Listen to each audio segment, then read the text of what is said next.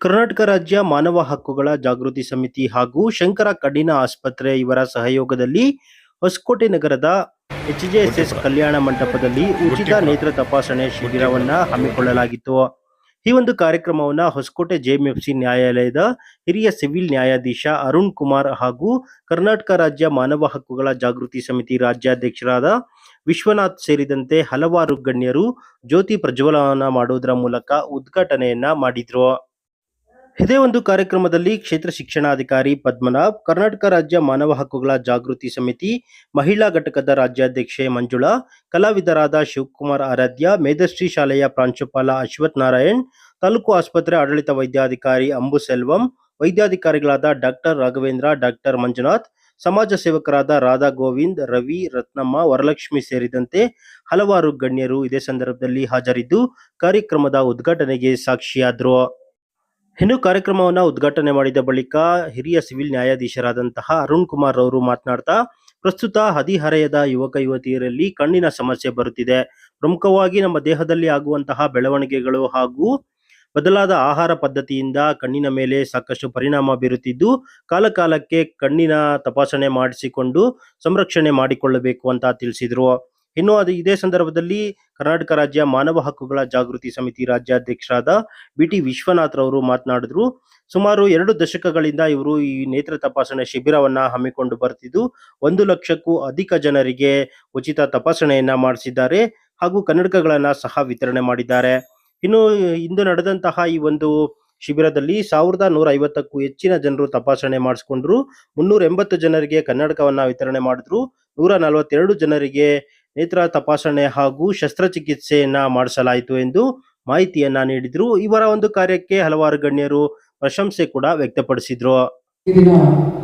ಕರ್ನಾಟಕ ರಾಜ್ಯ ಮಾನವ ಹಕ್ಕುಗಳ ಜಾಗೃತಿ ಸಮಿತಿಯ ವತಿಯಿಂದ ಮತ್ತು ನವಚೇತನ ಚಾರಿಟಬಲ್ ಟ್ರಸ್ಟ್ ಮೂಲಕ ಶಂಕರ ಕಣ್ಣಿನ ಆಸ್ಪತ್ರೆಯ ಸಹಯೋಗದೊಂದಿಗೆ ಜಿಲ್ಲಾ ಅಂಧತ್ವ ನಿಯಂತ್ರಣ ಸಂಸ್ಥೆ ಮತ್ತು ವೈದ್ಯಾಧಿಕಾರಿಗಳು, ನೇತ್ರಾಧಿಕಾರಿಗಳು, ಸಿಬ್ಬಂದಿ ವರ್ಗ ಹೊಸಕೋಟೆ ಸಹಯೋಗದೊಂದಿಗೆ ಉಚಿತ ನೇತ್ರ ಚಿಕಿತ್ಸಾ ಶಿಬಿರವನ್ನು ಆಯೋಜನೆ ಮಾಡಿದ್ದಾರೆ. ಪ್ರತಿಯೊಬ್ಬರಿಗೂ ಕಣ್ಣು ಎಷ್ಟು ಮುಖ್ಯ ಅನ್ನೋದ್ರ ಬಗ್ಗೆ ನಾವು ಅರ್ಥ ಮಾಡ್ಕೋಬೇಕಾಗ್ತದೆ. ಯಾಕೆಂದರೆ ನಾನು ಸಹ ಹೀಗೆ 3 ವರ್ಷದಿಂದ ಸ್ಪೆಕ್ಸ್ ಯೂಸ್ ಮಾಡ್ತಾ ಇದ್ದೀನಿ. ಅದಕ್ಕೆ ಮುಂಚೆ ನಾನು ಸಣ್ಣ ಅಕ್ಷರವನ್ನು 0.8 ಫಾಂಟಲ್ಲಿನ ಅಕ್ಷರವನ್ನು ಓದುವಂಥ ಒಂದು ಶಕ್ತಿ ಇದ್ರೂ ಮುಂದಿನ ಒಂದು ಆಹಾರದ ಪದ್ಧತಿ ಇರ್ಬೋದು, ನಮ್ಮ ಶಾರೀರಿಕ ಬದಲಾವಣೆ ಆಗ್ಬೋದು, ಅಥವಾ ನಮ್ಮ ಕೆಲಸದ ಒತ್ತಡದಿಂದ ಇರ್ಬೋದು, ಅಥವಾ ನಮ್ಮ ಕಣ್ಣಿಗೆ ನೀಡುವಂಥ ಒತ್ತಡದಿಂದಲೂ ಇರ್ಬೋದು. ಆದ್ದರಿಂದ ನಮ್ಮ ಕಣ್ಣಿನ ದೃಷ್ಟಿಯಲ್ಲಿ ಅಂಧತ್ವವನ್ನು ಸಹ ಅದು ಅಳವಡಿಸ್ಕೊಳ್ಳೋದಕ್ಕೆ ಸಾಧ್ಯತೆ ಆಗ್ತದೆ. ಆಗ ಕಣ್ಣಿನ ದೃಷ್ಟಿಯಲ್ಲಿ ಸಾಕಷ್ಟು ಬದಲಾವಣೆಗಳಾಗ್ತವೆ. ಅದು ವಯಸ್ಸಿನ ಅಂತರದಲ್ಲೂ ಇರ್ಬೋದು. ಆದ್ದರಿಂದ ಕಣ್ಣನ್ನು ನಾವು ಕಾಪಾಡ್ಕೋಬೇಕಾಗಿರೋದು ಬಹಳ ಮುಖ್ಯ. ಕಣ್ಣು ಅಂದರೆ ಇಡೀ ದೇಹದಲ್ಲಿ ಆಗುವಂಥ ಎಲ್ಲ ಬದಲಾವಣೆಗಳನ್ನು ಅದು ಸೂಚಿಸುತ್ತೆ, ಅದು ವ್ಯಕ್ತಪಡಿಸುತ್ತೆ. ದುಃಖ ಆದಾಗ ಕಣ್ಣೀರು ಬರ್ಬೋದು, ಸಂತೋಷ ಆದಾಗ ಕಣ್ಣೀರು ಬರ್ತದೆ, ಅಥವಾ ಶರೀರದಲ್ಲಿ ಏನಾದರೂ ಒಂದು ಒಳಗಡೆ ಆದಂಥ ಏನಾದರೂ ತೊಂದರೆ ಆದರೂ ಸಹ ಕಣ್ಣಿನಿಂದ ವ್ಯಕ್ತವಾಗ್ತದೆ. ಅದು ಜಾಂಡೀಸ್ ಮೂಲಕ ಅಥವಾ ಹಳದಿ ಕಣ್ಣು ಏನಾದರೂ ಒಂದು ರೀತಿಯಲ್ಲಿ. ಅಂದರೆ ಆ ಕಣ್ಣನ್ನು ನಾವು ಎಷ್ಟು ಜೋಪಾನವಾಗಿ ನೋಡ್ಕೋಬೇಕು ಅಂತಂದರೆ ಅದಕ್ಕೆ ಒಂದು ಪೌಷ್ಟಿಕಾಂಶದ ರೀತಿಯಲ್ಲಿ ಊಟ, ಅದು ಒಂದು ಆಹಾರ ಪದ್ಧತಿಯನ್ನು ನಾವು ಕಾಪಾಡಬೇಕಾಗುತ್ತದೆ. ಹಾಗೆ ಅದಕ್ಕೆ ಅತಿ ಹೆಚ್ಚಿನ ಒತ್ತಡವನ್ನು ನೀಡುವುದನ್ನು ಕಡಿಮೆ ಮಾಡೋದ್ರ ಮೂಲಕ ಇರ್ಬೋದು ಮಾಡಬೇಕಾಗ್ತದೆ. ಇಲ್ಲಿ ಮಕ್ಕಳು ಸಹ ಜಾಸ್ತಿ ಇದ್ದಾರೆ. ಮಕ್ಕಳು ಈಗಿನ ಒಂದು ಆಧುನಿಕ ಪದ್ಧತಿಯಲ್ಲಿ ಆರ್ಟಿಫಿಷಿಯಲ್ ಇಂಟೆಲಿಜೆನ್ಸ್ನ ತಂತ್ರಜ್ಞಾನ ಜಾಸ್ತಿ ಆಗ್ತಾ ಇರೋದ್ರಿಂದ ಮತ್ತು ಸಾಫ್ಟ್ವೇರ್ ಪದ್ಧತಿ ಜಾಸ್ತಿ ಆಗ್ತಾ ಇರೋದ್ರಿಂದ ನಮ್ಮ ಕಣ್ಣು ಎಲ್ಲ ಶರೀರದ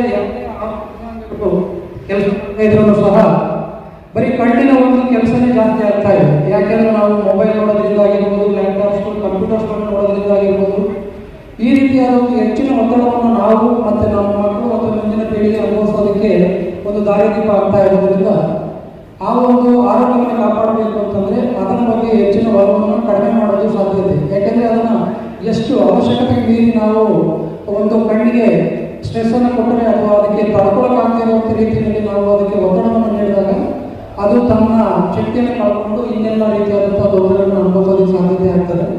ಆ ಬಗ್ಗೆ ವೈದ್ಯಾಧಿಕಾರಿಗಳಿದ್ದಾರೆ, ಅವರು ಸಹ ತಮಗೆ ಸಾಕಷ್ಟು ಮಾಹಿತಿಗಳನ್ನು ಮುಂದೆ ನೀಡಿದ್ದಾರೆ. ನಮಸ್ಕಾರ. ನನ್ನ ಹೆಸರು ವಿಶ್ವನಾಥ್ ಅಂತೇಳಿ, ಕರ್ನಾಟಕ ರಾಜ್ಯ ಮಾನವ ಹಕ್ಕುಗಳ ಜಾಗೃತಿ ಸಮಿತಿ ರಾಜ್ಯಾಧ್ಯಕ್ಷರು. ಈ ದಿನ HJSS ಕಲ್ಯಾಣ ಮಂಟಪದಲ್ಲಿ ನಾವು ಉಚಿತ ಕಣ್ಣಿನ ತಪಾಸಣಾ ಶಿಬಿರ ಹಮ್ಮಿಕೊಂಡಿದ್ವಿ.